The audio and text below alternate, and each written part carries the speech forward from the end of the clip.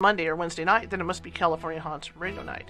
Please take this time to gather some popcorn, hamburgers, hot dogs, maybe even dinner or whatever snacks you eat, and have a sit down in front of the TV, the computer, or even your cell phone and enjoy the show. If it's Monday or Wednesday night, then it must be California Haunts Radio Night. Please take this time to gather some popcorn, hamburgers, hot dogs, maybe even dinner or whatever snacks you eat, and have a sit down in front of the TV, the computer, or even your cell phone and enjoy the show. If it's Monday or Wednesday night, then it must be California Haunts Radio Night. Please take this time to gather some popcorn, hamburgers, hot dogs, maybe even dinner or whatever snacks you eat, and have a sit down in front of the TV, the computer, or even your cell phone and enjoy the show. If it's Monday or Wednesday night, then it must be California Haunts Radio Night. Please take this time to gather some popcorn, hamburgers, hot dogs, maybe even dinner or whatever snacks you eat, and have a sit down in front of the TV, the computer, or even your cell phone and enjoy the show. If it's Monday or Wednesday night, then it must be California Haunts Radio Night. Please take this time to gather some popcorn, hamburgers, hot dogs, maybe even dinner or whatever snacks you eat, and have a sit down in front of the TV, the computer, or even your cell phone and enjoy the show.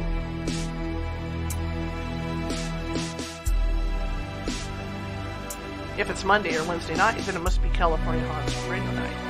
Please take this time to gather some popcorn, hamburgers, hot dogs, maybe even dinner or whatever snacks you eat, and have a sit down in front of the TV, the computer, or even your cell phone and enjoy the show. If it's Monday or Wednesday night, then it must be California Haunts Radio Night. Please take this time to gather some popcorn, hamburgers, hot dogs, maybe even dinner or whatever snacks you eat, and have a sit down in front of the TV, the computer, or even your cell phone and enjoy the show. If it's Monday or Wednesday night, then it must be California Haunts Radio Night. Please take this time to gather some popcorn, hamburgers, hot dogs, maybe even dinner or whatever snacks you eat, and have a sit down in front of the TV, the computer, or even your cell phone and enjoy the show. If it's Monday or Wednesday night, then it must be California Haunts Radio Night. Please take this time to gather some popcorn, hamburgers, hot dogs, maybe even dinner or whatever snacks you eat, and have a sit down in front of the TV, the computer, or even your cell phone and enjoy the show. If it's Monday or Wednesday night, then it must be California Haunts Radio Night. Please take this time to gather some popcorn, hamburgers, hot dogs, maybe even dinner or whatever snacks you eat, and have a sit down in front of the TV, the computer, or even your cell phone and enjoy the show. If it's Monday or Wednesday night, then it must be California Haunts Radio Night. Please take this time to gather some popcorn, hamburgers, hot dogs, maybe even dinner or whatever snacks you eat, and have a sit down in front of the TV, the computer, or even your cell phone and enjoy the show. If it's Monday or Wednesday night, then it must be California Haunts Radio Night. Please take this time to gather some popcorn, hamburgers, hot dogs, maybe even dinner or whatever snacks you eat, and have a sit down in front of the TV, the computer, or even your cell phone and enjoy the show. If it's Monday or Wednesday night, then it must be California Haunts Radio Night. Please take this time to gather some popcorn, hamburgers, hot dogs, maybe even dinner or whatever snacks you eat, and have a sit down in front of the TV, the computer, or even your cell phone and enjoy the show. If it's Monday or Wednesday night, then it must be California Haunts Radio Night. Please take this time to gather some popcorn, hamburgers, hot dogs, maybe even dinner or whatever snacks you eat, and have a sit down in front of the TV, the computer, or even your cell phone and enjoy the show. If it's Monday or Wednesday night, then it must be California Haunts Radio Night. Please take this time to gather some popcorn, hamburgers, hot dogs, maybe even dinner or whatever snacks you eat, and have a sit down in front of the TV, the computer, or even your cell phone and enjoy the show. If it's Monday or Wednesday night, then it must be California Haunts Radio Night. Please take this time to gather some popcorn, hamburgers, hot dogs, maybe even dinner or whatever snacks you eat, and have a sit down in front of the TV, the computer, or even your cell phone and enjoy the show.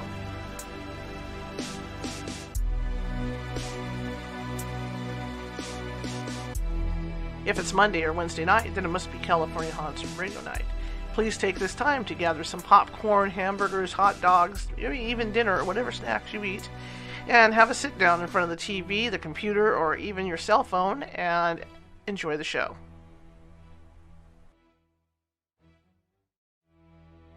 If it's Monday or Wednesday night, then it must be California Haunts Radio Night.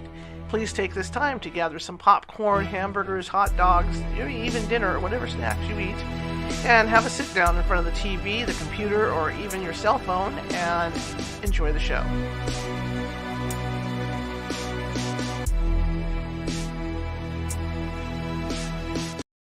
Hey, welcome. Welcome. I hope everybody had a great 4th of July. I also hope you still have your fingers and toes and other appendages after blowing off a bunch of fireworks. But it's great to be here. This is the first of 3 shows this week. We are expanding into a 3-show week now, which will be Monday, Tuesday, Wednesday.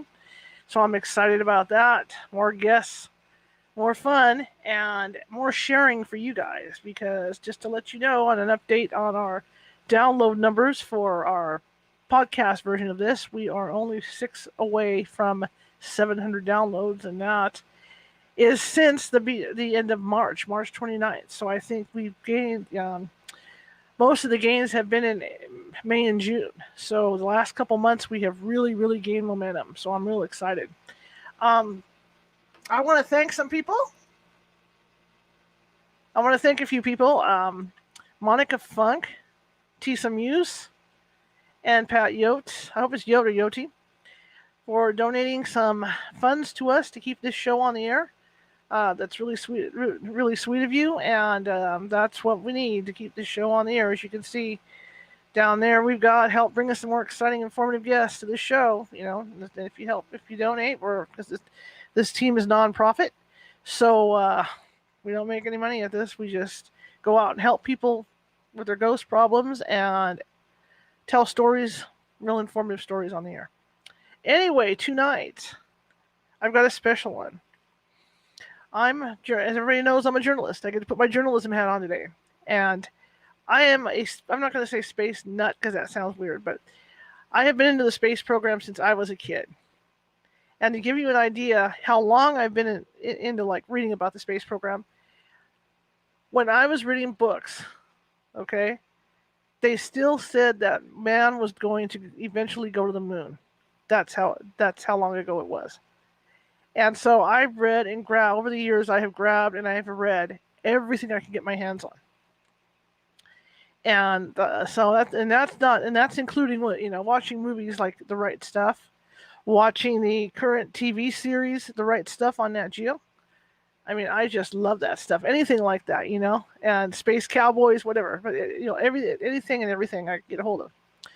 And the gentleman I have on, Ryan S. Walters, tonight, he has done extensive research in the Apollo program, and especially Apollo 1, that during a training session for 3 of our astronauts, a fire happened, and they couldn't get out, and they all perished on the launching pad. It was a dress rehearsal up at the top of a Saturn rocket when this happened. And it's interesting because one of the astronauts, Gus Grissom, had been in the Mercury program and had flown, an orbital flight around the Earth, and he was on his way to greater things. But unfortunately, this happened, and it'll be nice to talk with Ryan to get some more in-depth details about what exactly happened, went wrong that day. So I'm your host, Charlotte. I'm going to be with you for the hour, and I hope that you enjoy the show. And I know there's really nothing to enjoy about a sad thing like this, but maybe you'll learn something. It's like I'm going to learn something for sure. Okay, here we go. And there are no orbs behind me. There is a moth flying, guys, so don't get excited and scream orb. Hello, Ryan. Hey, how you doing? Really good, sir. It's great. It's great to have you on. Do you want to see me? Yeah, that'd be good. You look like a ghost. We can't have ghosts on my show. Yeah. Well, I kind of thought it would be better. How's that? Yeah, there you go. Yeah. For a second there, I thought I had a ghost. Woo. Well, it kind of fits with your show, doesn't it? I mean, yeah, it fits perfectly with my show. Yeah, absolutely. Yeah. I wasn't prepared to be visualized, but hey, that's okay. You look great. Well, thank you. You look fine. Doesn't you look fine, guys? Yeah. See, they're all clapping. Okay. Virtual claps, but they're clapping. So tell everyone a little bit about yourself, sir.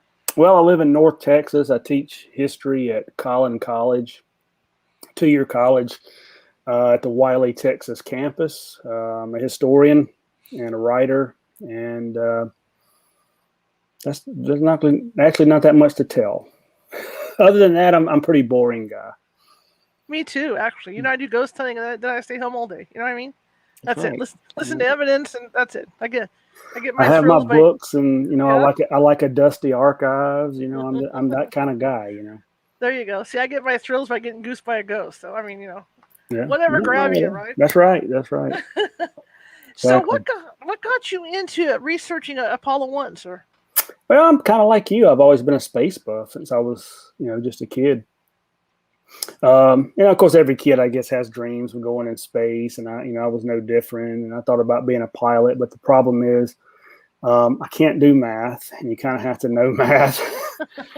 And if you can see, I can't see either, so they don't let you fly if you can't do math and you can't see. You're not going very far. But I'm a historian, so I just enjoyed that aspect of history. It's a good part of the Cold War, and you have to keep that really in the Cold War context.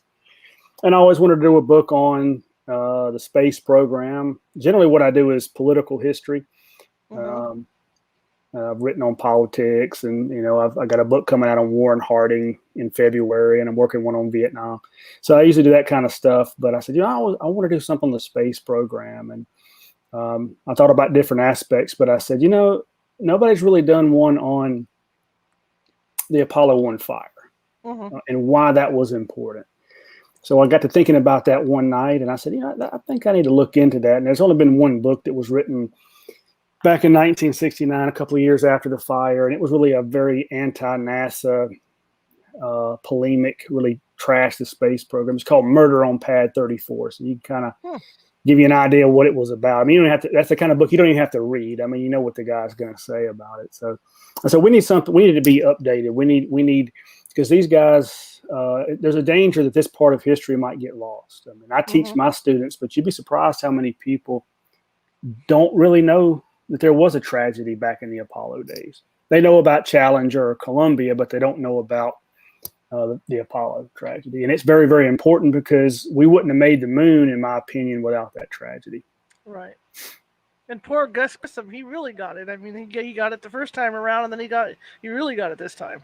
Yeah, he had a little problem on his Mercury mission. Most people that have seen The Right Stuff are probably familiar with what happened on his Mercury mission. Gus Grissom was, as you said, an original Mercury astronaut. He was the second American in space. Like Alan Shepard did a simple suborbital flight, July the 21st, 1961. And then because those suborbitals are only up and down. Right. About 15 minutes. We didn't have a booster strong enough to get us in orbit in 1961. And when he splashed down, the hatch blew. Spacecraft filled with water. He nearly drowned, and it sank to the bottom of the Atlantic Ocean. He had to answer a lot of questions because a lot of people thought it was pilot error, that he had somehow maybe panicked and hit the button or had something loose around in the spacecraft and blew the hatch. So he had a lot of questions. He wasn't received as a hero after his mission, and he had to kind of, sort of rebuild his image. But he bounced back with Gemini. The Gemini program after Mercury was very successful, and Gus Grissom was a major part of that. He was one of the main. He was basically the only astronaut. He's one of the best engineers in the Corps, and they put him in charge of helping construct and build the Gemini spacecraft. And they nicknamed it the Gus Mobile because he was so much a part of that. And of course, he was a natural to be the first Apollo commander. What do you think, really quick before we get into this, what do you think of the new TV series? Oh, I liked it. Of course, they canceled it. I didn't know that. Mm-hmm. Oh, that's a bummer. I was looking forward to another season. They did a good job on it, I thought, with the actors and the quality of the production. I was really interested in it and watched all the episodes. But yeah, I think it's only been about a month or so ago they announced that they were canceling it. I don't know if they'll pick it up later. I don't know if this is because of COVID. I mean, Disney's lost a lot of money. They may bring it back. I hope they do, because I didn't really like the movie. Yeah, the that 1983 was a great film. show. And also, there's a lot of significance to that now, because that woman, what is her name? That 82-year-old astronaut is going to be going up with Jeff Bezos. Oh yeah, right. Exactly. Remember in the movie or the TV show, they were starting to train the women to be astronauts. Right. Yeah, in some of the Mercury wives were involved in that. Yeah, I thought that was pretty interesting. I was kind of happy to see him do that. So I'll be watching that. A lot more of that stuff going on. I think didn't Branson say he was going up this month? Yeah. Everybody's going in space all of a sudden. Well, I just thought it was interesting with the TV series, because I had no idea that any of the wives knew how to fly. Yeah, apparently several of them did. There's actually a good book on that called The Mercury 13, about some of the early women pilots and wanting to be, of course, back in those days. Of course, the Russians sent one up in the 60s. The first woman in space was by the Russians, and we didn't send one up until Sally Ride in 1983, I think. So we were behind the curve on that one. But a lot of them wanted to do that. They just weren't allowed to. Now, with the Apollo missions, because there was that issue with the door with Gus Grissom. Right. But people don't, I don't know if it was for sure the same with the Apollo missions, but what people don't realize is when these guys were put in these capsules, it wasn't like they could pop a door open. They literally wrenched them in those things and shut the door, right? Right. In the original Mercury program, they had explosive bolts that they put in there to blow it out if you needed to get out. And that was upon splashdown. But they finally determined, for the most part, that it was probably a technical malfunction on Gus's capsule. And so they got to thinking about it. They said, what if that happens in space? They're all dead. I mean, the crew's dead in a microsecond. You're dead before you know you're dead. That's how fast it'll kill you in space. So they took the explosive bolts out.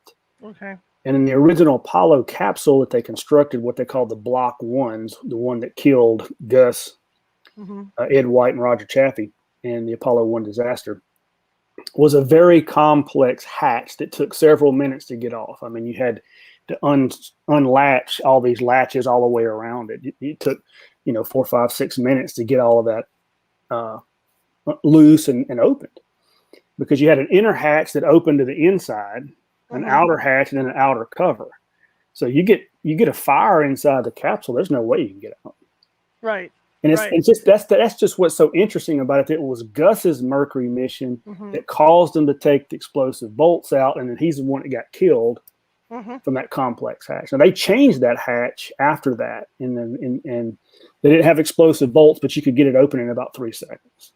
So they did completely change the design of that hatch. Did they not, when they designed the new one, did they not take that into consideration? Because or were they so cocky with these flights? Like it was with the space shuttle, because we got up so many times, nobody thought in their wildest dreams that the thing was going to blow.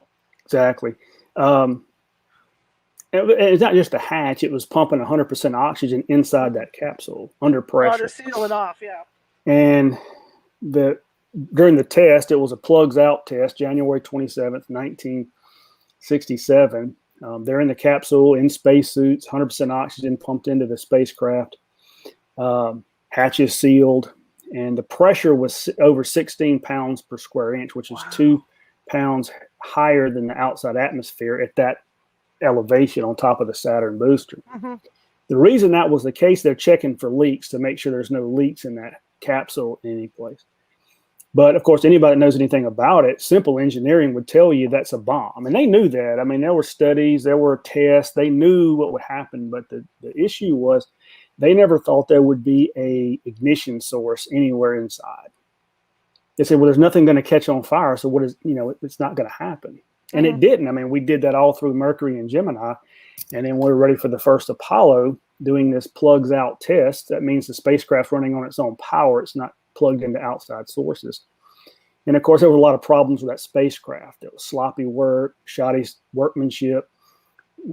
uncovered wires on the floor of the spacecraft, and one of them got scuffed and sparked, and that's all it takes in 100% oxygen under 16.7 pounds per square inch. You have a raging inferno within seconds. I mean, the temperature rose to 1,200 degrees, burned through all their suit hoses. I mean, they were asphyxiated is what happened. The pressure climbed so high it actually ruptured the hull of the spacecraft. It blew a hole in it, and fire started spilling out the side. That's how bad it was. Killed them within seconds. So It's sort of like a perfect storm. Everything just sort of came together, and all it takes is one mistake out of millions of moving parts to cause a tragedy. But so the tragedy is important because it caused us to re-examine everything and realize, hey, we're doing a lot of things wrong. This hunk of junk spacecraft ain't going anywhere. We need to redesign the entire thing. And they did. And then they skip flight numbers? Did I read that there was a... Yeah. They always counted unmanned tests. The Gemini program, for example, began at Gemini 3. Gus Grissom flew the first Gemini mission. It was Gemini 3. The first two were unmanned tests. Same thing with Mercury. And that was probably the way it's going to be in Apollo. But Gus Grissom insisted that the first mission be called Apollo 1. And it was not officially recognized as that until after the fire. They had a technical number for it, AS-204, which has to do with the manufacturing and the number of the spacecraft that came off the line. It was just sort of a working number for it. So probably if they had stuck with the same system, it probably wouldn't have been. It would probably be, the official number would probably have been Apollo 4 or something like that. But Gus said, I want it to be Apollo 1. Mm-hmm. He actually already had the insignia, the mission patch made that said Apollo 1. They were wearing them on their spacesuits. But of course, NASA, after the fire, said, yeah, we're going to officially call this Apollo 1. But the first manned Apollo mission that actually got off the ground was Apollo 7. So all the other ones in between that were tests of the Saturn 1B booster, the Saturn 5 booster. They tested the capsule, put it in orbit, and then let it come back down. So there were a number of unmanned tests that they counted. When did they go to more than one astronaut on those flights? Was it with Gemini? Gemini, yeah. Mercury was just a one-man little capsule. Mm-hmm. If you've ever seen one in a museum. Not so sure I'd have wanted to be in that going around the Earth. There's not a lot of room in there. But Gemini looks a lot like the Mercury capsule. It's just bigger. It was a two-man thing. But it's no different than you and I sitting in the front seat of a sports car. Mm-hmm. And remember, Gemini 7 was a long-distance mission. Right. There are two guys that went around the Earth for 14 days. So I always tell my students and others, I say, go get in your car and sit in the front seat with somebody and get strapped in and put a helmet on and then imagine sitting there for 2 weeks. Not me, but the Apollo capsule was a little more roomy for three guys. They had a little equipment bay. There was places underneath they could stretch out and sleep one or two at a time. So a little bit better. Of course, then eventually we got the space shuttle and got a whole lot of room. So yeah, those pioneering days though were pretty tough. But that's why they had all the tests they had too, because they were testing them for their mental stability too, because they were going to be so crammed up and claustrophobic and stuff. Right. When you were particularly in those early days, because there were so many unknowns. That's why they put them such crazy tests. If you've seen the Right Stuff movie in 1983, they all this crazy stuff they did to them because they didn't know. We didn't know anything about space. Some people didn't think humans could operate in space at all. Particularly for 2 or 3 weeks, they may not even survive. We just didn't know a lot about it, so they put them through a lot of crazy tests. But that was one thing they tested. You would think, well, they're military test pilots; they're used to being claustrophobic, but they would put them in these little bitty rooms for several days and see who flipped out. Because the last thing you want is somebody orbiting the Earth or going to the moon and all of a sudden get claustrophobic and flip out on you. You can't have that. One of the reasons why they picked not just military pilots originally, they picked test pilots.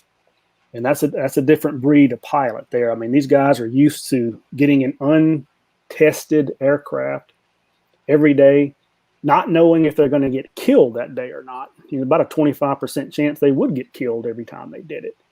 So that's a special type of astronaut. It's a special type. That's why they call it the right stuff. We can't really define it. They just have the right stuff to be able to do it. But again, they would put maybe 100 candidates through all of these tests, psychological tests and physical tests, medical tests, and they would only pick 7 or 8 or 10 or 12 or however many they needed for that particular group. So a lot of them didn't make the cut for whatever reason. And there might be a medical reason, because you had scientists saying, well, he's got a little heart flutter. We better not. We just didn't know anything about it. And that's what these guys were doing. We learned more as the programs progressed. I mean, we know a ton more about space than we did in the early Mercury days. Here's a quick question. We'll kind of come to the future now. Do you think that, because now, essentially, well, at least we're progressing now. For a while there, it looked like when they stopped the shuttle program and then we were going up and, we were coming back from the space station in capsules, it kind of looked like we kind of got stagnant there, kind of like a step backward. But now things are starting to really roll as far as the program goes. Oh, yeah. And I think, Trump did a lot more for that. But I think also, too, we've got SpaceX and then you got Blue Origin, Jeff Bezos's company, Richard Branson's company. Because in the old days, we had competition from the Soviets. We had to win the Cold War. It was, a philosophical contest, ideological contest, as much as it was anything else.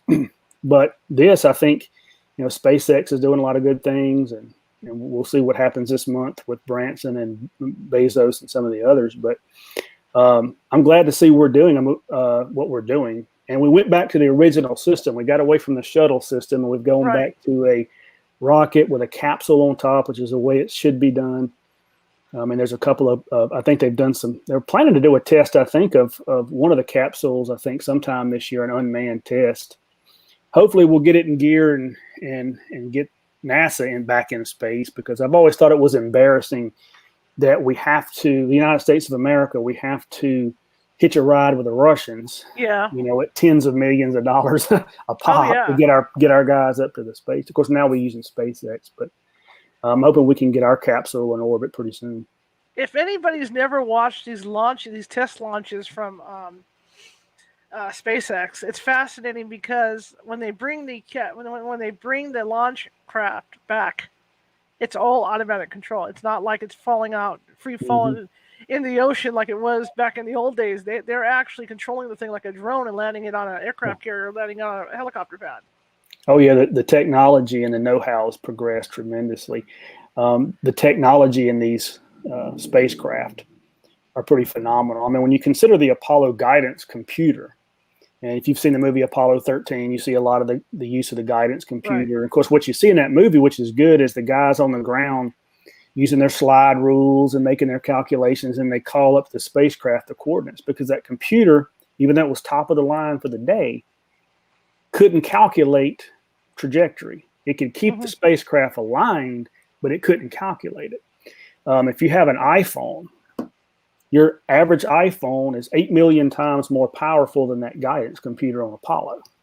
But you look at the technology we're seeing now with SpaceX and some of these, this is top of the line stuff. So it's pretty remarkable. Not only seeing them bring the spacecraft back, but see their booster come back and land on that barge. Yeah, that is incredible. That is what's people kind of laughed and didn't think they could pull that off, but they've gotten better and better. They hardly miss now.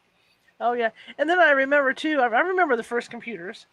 I want to date myself, because my mother worked at AT&T, and she took us on a tour and showed us the first computers. It was crazy, room after room after room after room. We used to fill up an entire room now. Yeah. Like I said, your phone, I tell my students all the time, I said, the technology you walk around with every day is just phenomenal and way past anything I ever thought of when I was in school. Well, just like the space shuttle, the stuff they were using on the space shuttle, you had better home computers. Oh, absolutely. More powerful home computers at the time. And they got rid of it, and I'm not saying we shouldn't have. I mean, you're really dealing with 1970s technology. Well, yeah. Is when it was designed. I know they probably made some changes and updates, but still it's 1970s design. I think the dream was like the old dream of we were going to have landing strips on the moon and stuff, which would have been fine. I mean, that would have been fine for the shuttle, but that never transpired. And so you have to move on from that. And if you go back to the capsule, that's what you're going to have to do, to reach your goals and stuff. Well, I think we probably could be much further on. You think about the team we had together during Apollo.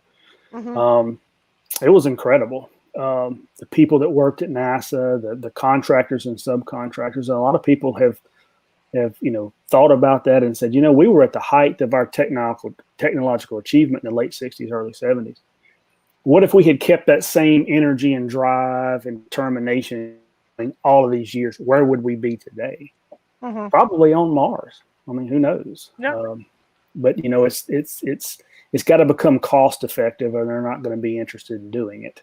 Yeah, exactly. Of course, they're talking about a moon base because they think that's the best way to go to Mars is to launch from the moon, and maybe that's the case. So, but I think it's good that the private companies are out there doing that because they're going to push it more than the government will. So I'm all for it. I'm rah, rah, rah. Oh, I think it's neat. I think it's neat this is a great age to be in. It's like being back in the Apollo time. It is. It's very exciting. Alive to watch this stuff. I just wish it wasn't so expensive. They auctioned off a seat on Bezos's flight. What did it go for? $28 million. Yeah. I think the starting bid was 2.8. I said, well, I'm already out of it, and I can't even. So folks like us, we're probably out of it. But somebody asked me if I would go. But we might be lucky to get on. What was it? This is the C5. What's that airplane that can go into orbit? Oh yeah, maybe they'll let us go on that. But somebody will have some sympathy for us. Kind of float for like 5 seconds, back down. Yeah, we could do that, but I'd be so afraid I'd embarrass myself on TV. And... So going back to Apollo 1, then describe for everybody, what the condition like we talked about how crammed they were in this capsule and how bulky those suits are for them to be in there too. Yeah, one astronaut described the Apollo capsule as being like 3 guys in the front seat of a Volkswagen. Of course, when they got up into orbit, they would take those suits off and just have the coveralls. And they had, like I said, they had places to store it, and they had a little bit of room to float around, and they could lower some of the crew couches. So they did have more room. They actually could float around rather than just in the Mercury and Gemini days, they were strapped to their seat and really couldn't move. So obviously Apollo was a lot better. It was top of the line. And that's the point with Apollo 1. This was the most sophisticated thing that man had ever tried to build. And we may look back at it, like I said, and say, well, that's pretty primitive, but not at the time. It was not. Lot of technology going into it. I think the command module itself had over 30 miles of wiring, hundreds of electrical connectors, computers, all kind of stuff. You had to have systems to keep them cool. You had to have systems to keep the environment in the spacecraft livable. You had to store stuff. You had to take food, water, and all these kind of things that went into this very sophisticated machine. Like you saw in the movie Apollo 13, you have to have scrubbers for the atmosphere because you'll fill it up with carbon dioxide and pass out. So every there's so many things in it. And of course, it was not built by the lowest bidder. I know people like to joke and say, well, it's a sophisticated thing. That's not the way it worked. And I explained that in Apollo 1, how the process worked for selecting a company to build these machines. It's not the lowest bidder. They're evaluated by a team of engineers and technicians, and they choose the best company to do it. Doesn't have anything to do with who bids the lowest. I mean, because you don't want crap being built. But of course, that's what we ended up with Apollo 1. I mean, several astronauts and other people in NASA specifically referred to that spacecraft as a bucket of bolts. And it was. But the fire exposed what was wrong with it, showed us what was wrong with the program, and we were able to redesign it. I spoke to an engineer for NASA who was on the redesign team, and I quote him several times in the book talking about how much work they put into it because they stopped the program for almost 2 years, and they worked night and day redesigning that spacecraft. And what they built was a wonderful machine that flew to the moon 9 times. And how long did it take them to do the redesign on it? Well, the fire was in January of 1967. We didn't fly until October of 1968. So you're talking about almost 2 years. I think it was a year and a half that they spent because they immediately took the burned out spacecraft. They brought it into a hangar. They took it apart piece by piece. And there was all kind of things. The crew couches were melted. They had to take it apart to try to figure out what caused the fire. They never definitively concluded because I mean the whole thing's burned out. I mean, they didn't really know. They believe it was just a scuffed wire, and they believe they know pretty much what area the spacecraft under Gus's couch because the fire was worse on that side and it spread to the other side. And it wasn't as bad on that side because once it burns out of the oxygen in that enclosed environment, it's going to go out. It didn't have anything to feed on. Of course, the other problem is that spacecraft was full of flammable materials.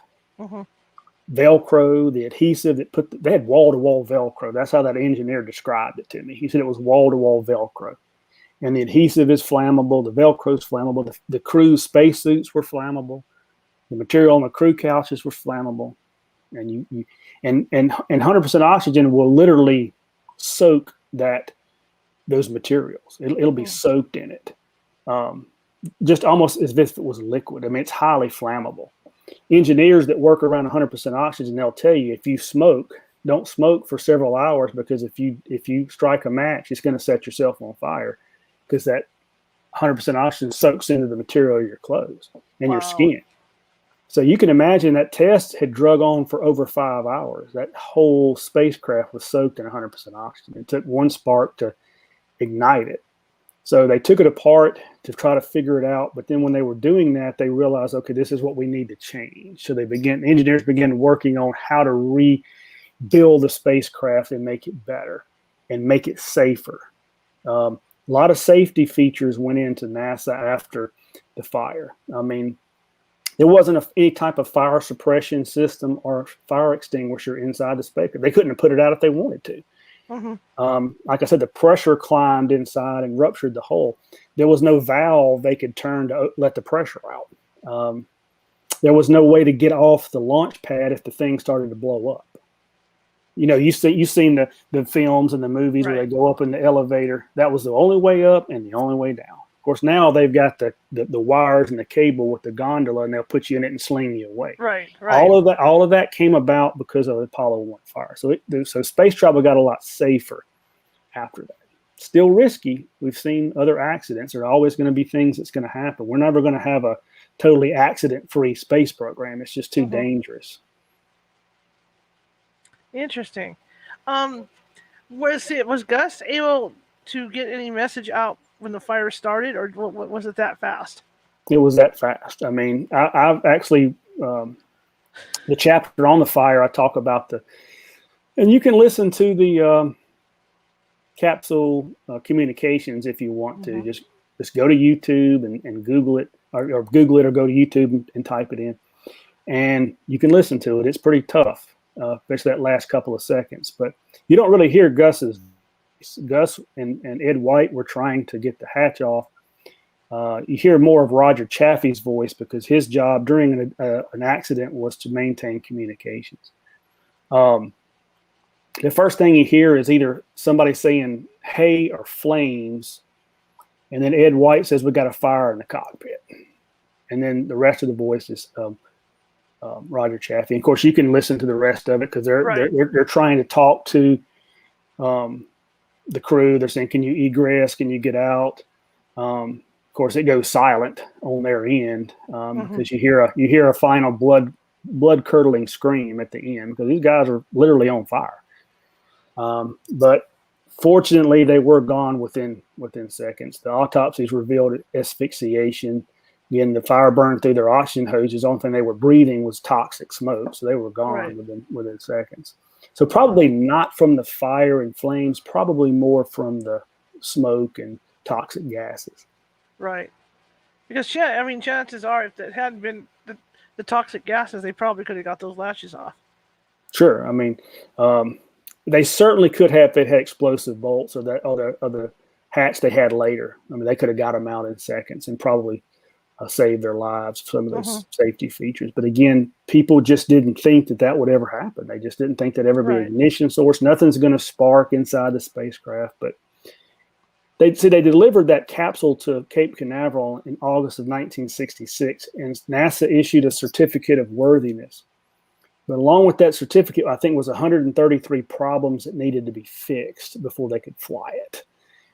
And they began to go down that list doing it. So while they're having test after test, you've got crews in there taking stuff out, putting it in, changing things out. And probably in the course of doing that, one of the wires got scuffed. And sparked the fire. Of course, again, as I've said, without the tragedy, we probably wouldn't have made the moon. We certainly wouldn't have made Kennedy's deadline. There's no doubt about that. Most of the astronauts contended that because there was a disaster waiting to happen with that spacecraft. If it hadn't been the fire, if they'd have tried to fly it, more than likely we would have had a disaster in space, might have lost a crew in space. You got to remember, we tend to think that the American public was 100% behind the space program. Always rah, rah, rah, go to the moon.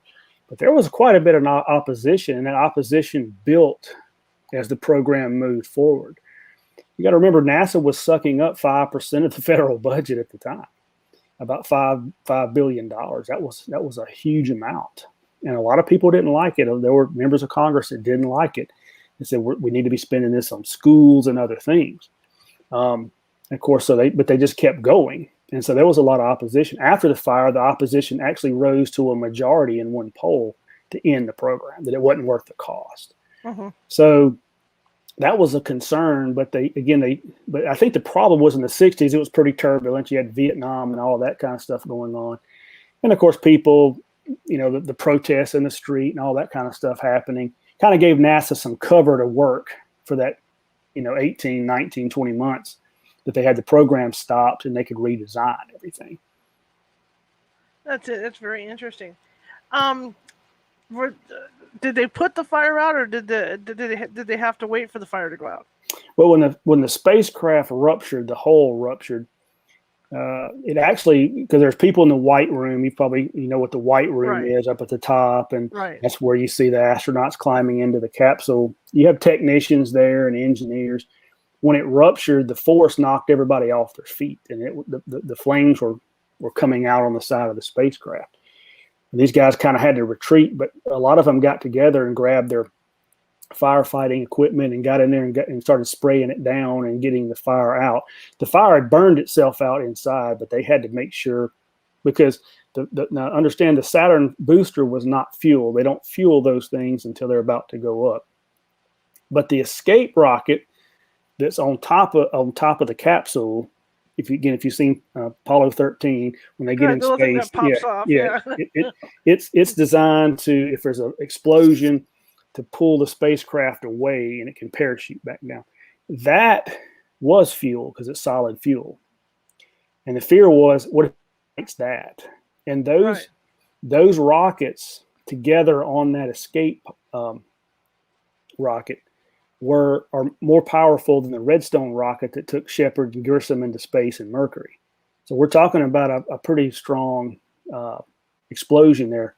So that's what they were most concerned with. If they don't get the flames out that's spilling out, and if it ignites that tower jet, there's no telling what would have happened.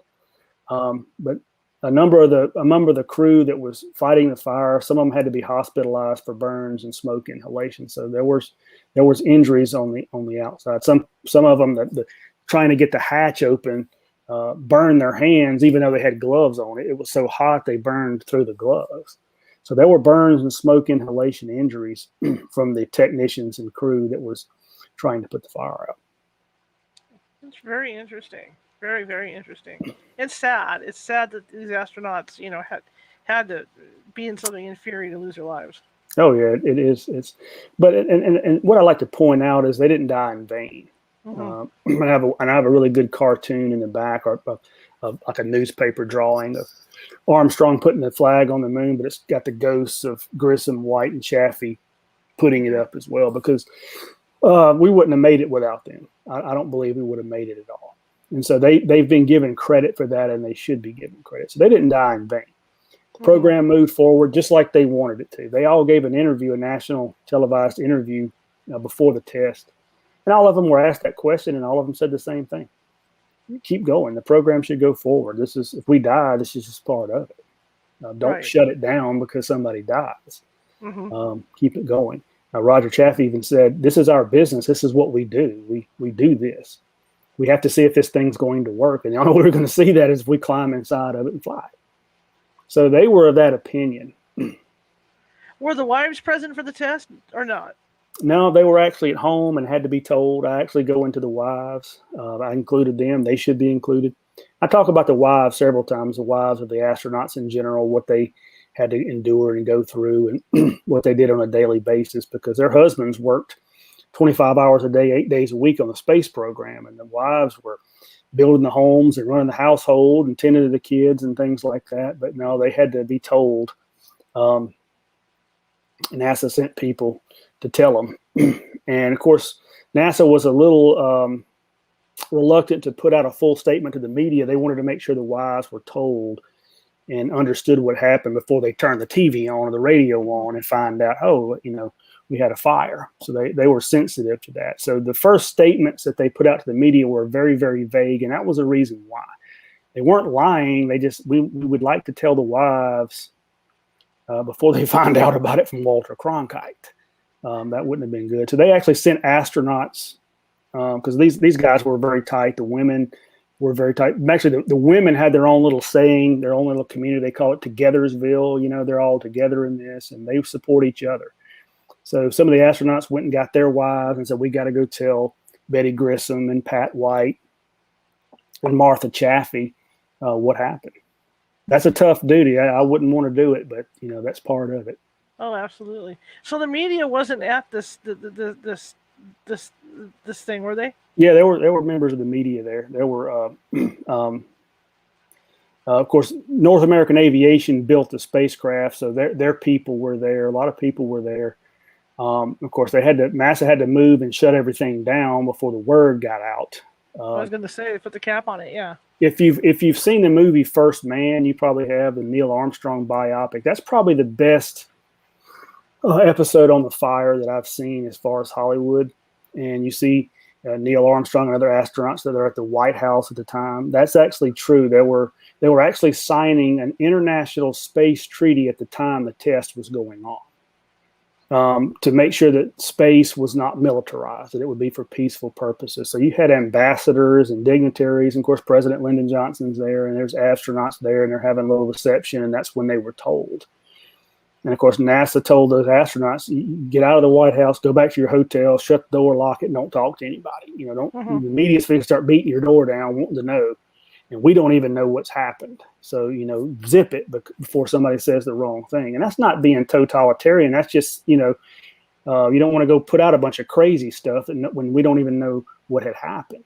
So there was an effort to do that. There was an effort to make sure the right information got out. And I think that's good. I don't think that's a bad thing. Because conspiracy theories, cropped up later. The Russians snuck in there and all this kind of crazy stuff. So that's what they were trying to keep down. Well, plus for the wives and the families, they just didn't need to hear that stuff either. I mean, they needed to find out first to get it straight from NASA. Yeah, they wanted to make sure that, and again, they reached out to the astronauts who were closest to those particular astronauts and their families. Do you mind going over there and sitting with them? Of course, they're test pilots. They'd come up through the military, and they were used to people getting killed. It was not unknown, but that's still a tough thing, particularly for pilots. Pilots don't want to get killed on the ground. They'll all tell you that. And that's what happened to these guys. They would tell you, I'd rather buy the farm in the air or get lost in space than I would dying on the ground during what they considered a routine test. Right. Question from the chat room is: were the widows and kids taken care of? Oh yeah, they took care of them. Of course, Betty Grissom sued North American Aviation because they're the ones that built it, and she got criticized for that. I don't criticize her for that, because when you get a manufacturer that builds a bad car and it kills you, I mean, you're going to sue them, and they paid her and the other families.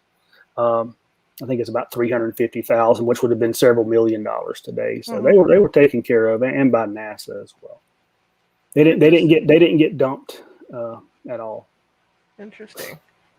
And what in leading up to this, like you talked about the 25 hours of training, how did they choose Gus to lead this? Because there were obviously other astronauts. Was it a pool thing, or was it just somebody, one of the talking heads at NASA in charge, decided that Gus was going to be the commander on this thing? Well, the chief of flight crew operations was Deke Slayton. Deke Slayton was was an original Mercury astronaut. Right. And he lost his seat on the Mercury mission because he had his heart skipped a beat. And those days they were concerned about that. So he was not allowed to fly. He eventually flew in 1975 in his only mission, but he was given the title chief astronaut, and then he was put in charge of flight crew operations. So he was in charge of picking the crews for all the missions. Deke Slayton. And of course, he's always going to be sympathetic to original Mercury guys. Right. And so Gus was the leader in Gemini, and so he was the natural to be the first Apollo. And it would have made Gus Grissom the first man to go into space 3 times of everybody, Russians, us, anybody. So he was a natural. And I also talk about this in the book. A lot of people believe if Apollo 1 had been successful, if everything had gone right, the spacecraft would have been great. We would have continued on. Gus Grissom would have been the first man on the moon, not Neil Armstrong. Interesting. It's not official, but a lot of people have said that they had already talked about they wanted an original Mercury astronaut to put the first step on the moon, and Gus Grissom was the logical choice. You got to remember, Alan Shepard was out. He had a Meniere's disease that didn't get corrected till later, so he was out. John Glenn had retired. He was not there anymore. Scotty Carpenter and Gordo Cooper were in the doghouse. Deke Slayton couldn't fly. Wally Schirra was the only one left besides Gus. So Gus was probably the natural one to do that, and that was the story, that he was going to be the first man on the moon, which probably would have happened. Yeah, that was going to be a question I asked, is, his movement within, because I had heard that after the thing with Gemini that he had been kind of put on the back burner. And that's why I was curious. Well, and Mercury, yeah. Or Mercury, I'm sorry. But he fought his way back, and he was such a good engineer. And I talk a lot about that. So if the folks listening to this are interested in the astronauts themselves, Gus Grissom, Ed White, Roger Chaffee, I talk a lot about their biographies in the book and their lives and things. And Gus was such a phenomenal engineer that he, after Mercury, kind of gravitated over to Gemini and started working on that spacecraft, and really didn't let it bother him. I mean, he answered the questions. They basically concluded, yeah, it's probably technical. So he kind of worked himself out of the doghouse, and he was so instrumental in with Gemini, because you got to remember the Mercury capsule was so primitive, it couldn't maneuver. I mean, you could maneuver its orientation, but you couldn't change orbits. Right. And that's what you had to be able to do for rendezvous and docking. If you can't rendezvous and dock, then we can't go to the moon. So that's part of what Gemini was able to do. So the Gemini spacecraft was able to maneuver and change orbits, and he was a big part of that. They nicknamed it the Gus Mobile because he was so instrumental in the design of that whole spacecraft. So that sort of redeemed him, because the Gemini space program was so successful. 10 missions in about 20 months. And there were a few close calls. Neil Armstrong's Gemini 8 mission spun out of control. There was some problems, but all of the missions were successful. And Gus got a lot of credit for that. So he had redeemed himself by Apollo. And he was probably the senior man in the astronaut corps. Well, that was a question I had about, because I remember with the Mercury program, how they were upset because the pilot couldn't literally fly the thing. Yeah, Wally Schirra called it it's a human in space, not a pilot in space. Because you're really not doing much flying. You're just flying around the Earth. And of course, Gordo Cooper's mission, the last Mercury mission, Gordo Cooper was the last American to go into space alone by himself. And they pushed that Mercury spacecraft. It's operating on batteries to its limit. I think he made. Well, I didn't think he made 22 orbits around the Earth, and that whole thing shut down. I mean, it just ran out of power. He had to steer that thing down by himself with his rich watch and looking out the window and orienting the spacecraft. And he did it, flawlessly. Made the most perfect landing. That's why it had to be military test pilots. Not that regular pilots couldn't have done that, but add the element of pressure to it. That if I get this wrong, I'm toast, literally toast.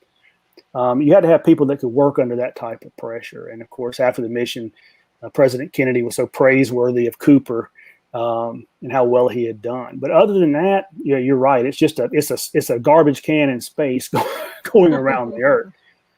But Gemini was a piloted craft, right? Particularly when we put 2 spacecraft up, Gemini 6 and 7, and used those to rendezvous. I mean, you're going 17,500 miles an hour, and they get within a few inches of each other. You got to be pretty skilled to do that. You crash into each other at 17,500 miles an hour. Ain't gonna be much left. No. I was thinking about Gordon Cooper from The Right Stuff. When you were saying how he's looking out the window to line up, and when he's driving to Edwards, he looks at his wife and he says, "Who's the best test pilot you ever seen?" Yeah. Yeah, those guys had a cockiness about them, but you can understand that to do what they do. Yeah. To go out there and get in an airplane that nobody's ever flown. We don't know what this thing's going to do when I fire it off and take off. Same thing with a capsule. You're sitting on top of, and with the Saturn V, you're sitting on top of millions of pounds of very high explosives. If the Saturn V blew up, it would be the equivalent of a small nuclear device that had gone off. So not only is it a sophisticated machine, you're going into space. It's very not very hospitable at all. They do a spacewalk in a place that's, 200 or 300 degrees in the sunlight and, minus 250, 300 degrees in shadow. You got to be a special breed of person to do that. Interesting. How long did it take you to write the book? I think I signed the contract in the late fall of, let's see. There it is. The late fall of it took me about 9 months. I had about a year to do it, but I got it done in about 9 months, and I wrote it through the COVID stuff. Uh-huh. So I had a lot of time to work. I teach. They put all my classes at online classes, so I didn't have to go to school every day and teach. So I just worked on it every day and got it done in about 9 months. What about the research? What kind of research went into it? A ton. I read a ton of memoirs. That's one thing I wanted to be able to do, was to update this story. Nobody's really looked at it in a number of years, and there are a number of astronaut memoirs. There are a number of oral histories that have been done over the years, and the guys talked a lot about the fire. And so NASA has a ton of oral histories they've done, not with just astronauts, but engineers and people that worked in mission control. And so I had to read through a lot of that kind of stuff. I read the official Apollo Review Board report, but a lot. So I got a lot of primary sources involved in this. I got as many primary sources as I could possibly get. And of course, interviews. I talked to some interviews. I interviewed Gus Grissom's brother, who's still alive. He and I are pretty close. We converse a lot. I talked to Ed White's daughter, who lives near me in Dallas. So I talked to NASA engineers. I talked to a guy who worked in mission control during the fire because they were monitoring it from Houston. So I talked to as many people that would talk to me, and you'd be surprised at people that did not want to talk about it. They just said that's just too painful. And it has been over 50 years, but there's a lot of people that just did not want to talk about it, and that's okay. I mean, I understand that. I didn't expect everybody to talk to me, but I tried to talk to as many people as I could. Is that all freedom of information stuff now too? I mean, there's nothing blacked out or anything. Well, I talked to a few people who said they still had records that they wouldn't let anybody see. The spacecraft itself still exists. They didn't junk it. It's actually in a hangar in Langley, Virginia, which they ain't going to let me go near that either.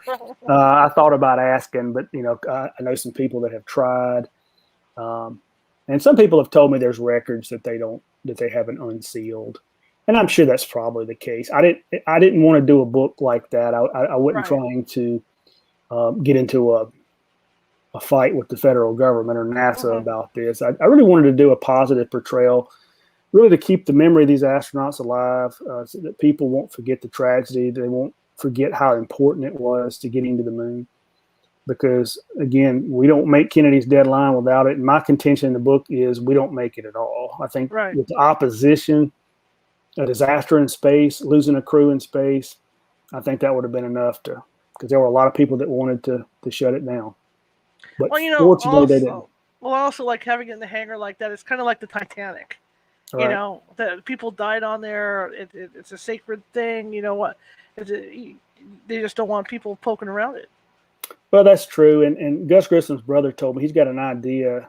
I don't know if they'll ever do it. He wants them to out the pad where it happened is still there in the Cape. They haven't torn it down. And when you can do a tour, that would actually take you out there. He wanted to bury it there where the pad is, sort of have an official burial and actually put it in the ground, entomb it in the ground. I said, that's probably a really good idea. So Mr. Lowell Grissom, that's his name. You can find him on Facebook. He's a great guy. And he actually just got approved. There, there's no memorial at Arlington National Cemetery for Apollo 1. There is for Challenger and Columbia, but not Apollo 1. But he just got approval from Arlington National Cemetery to put a memorial there because Gus and Roger Chaffee are buried at Arlington. Ed White's buried at West Point. He went to the military academy at West Point, so he wanted to be buried there. So, but there will be soon an Apollo 1 memorial at Arlington. I think that's a good thing. Yeah. One question I had, I know this is kind of morbid, but I guess the bodies were in there after it burned, right? There was enough left for them to do an autopsy. Yeah, there was. And they left him in there for several hours, a while before they could get in there and get him out. I want to say it was 7 or 8 hours before they could get him out because it was just completely destroyed. You can Google it and look at the pictures, and everything melted in there. And, of course, they realized the fire, as I said earlier, was worse on Gus's side. Because about 40% of his spacesuit was burned and destroyed. Wow. And then, of course, the middle couch was Ed White, and then Roger Chaffee was on the other side. And only about 15% of Roger's suit was. So they knew the fire and the damage on Gus's side was far worse. So by the time it got to Roger Chaffee's side, it had run out of oxygen and material, and so it went out. And that's how they surmised it happened. It happened near around Gus. Yeah. There's a piece of equipment called the environmental control system that was right under Gus's couch that regulates the temperature in the crew cabin. They had problem after problem, which I detail in the book, and they were constantly taking that thing out, putting a new one in, taking it out, working on it, putting it back. And they think opening and closing that door scuffed wires underneath, and that's probably the likely outcome. One engineer was it's 100% certain that's exactly what happened. So again, we can't 100% know, but I think that's right. That's pretty much the right answer. Well, that's all it would take. I mean, especially like you say, in an environment like that, all it takes is one spark. And we don't do that now. That's one thing that was changed. Nobody does that. SpaceX, they're not going to put 100% oxygen. I think the International Space Station is about an 80-20 mix. It's not 100%. Because, again, the early days, they thought we had to breathe 100% oxygen in space, so they'll get the bends and all of that. But they figured out we can get by with about 80-20, and that's a big difference. That's much less flammable.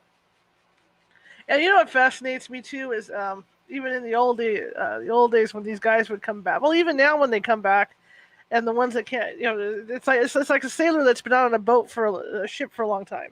My dad used to tell me stories about this. When they come off the ship, they'd fall because they're used to being on the sea. And I think for these astronauts, and I see them exercise, like on the space station, they're exercising now to keep the strength up. But in the early flights, they didn't do that, so they had to help them literally walk. Yeah. Go look at the videos from Gemini 7, 14 days, because that was part of Gemini's mission. Gemini was the bridge between Mercury and Apollo, and they had to perfect the skills needed to go to the moon. One of them was long duration mission. Can we survive 14 days in space? And those guys get off, and you can see how they're walking. But when you consider the International Space Station, and you may be up there 6 months or a year, right? Your muscles and the bones in your body start losing that. So they have to exercise every day. Because if they, of course, I think, you see these movies, these guys be on the space station for a year and a half, and they get out and just kind of trot off. And I just laugh. I think, no, you're not going to do that after 18 months of weightlessness. No. Plus, they're probably going to eat a lot of protein while they're up there too. Right. And of course, in the old days, remember, I don't want to get graphic here, but you're in an enclosed space. You have to go to the bathroom, and so they tried to, regulate their diet so that wouldn't happen a lot. But I tell people, look what happened to Shepard on his first flight, right? Right. People don't realize, guys. You don't realize what happened to Alan Shepard because he had drank a bunch of coffee before he got in the capsule, and then there was delay after delay, and he had to go, and he went, boy. And they never considered that because it was a 15-minute flight. Yeah. So but he sat up there for hours. Yeah, he had to go in the spacesuit because now they have ways to do that. But but there's other ways. There's other things you have to relieve yourself of. It's not just that. But right, exactly. They would about 2 weeks before the flights they would eat a diet that would limit that. Because if you're sitting in one of these capsules and you have to do, and people say, well, in a Gemini capsule, one of my students said, well, how did you go to the bathroom? I said, you just went. There's no modesty. I mean, you've just got to do your business. You gotta go. You gotta go. You gotta go. I mean, yeah. And I don't, but it's interesting because I like to, have fun with my students. And I said, I'll just say this one point. There's no gravity in space, so nothing falls. So just use your imagination when you have to go.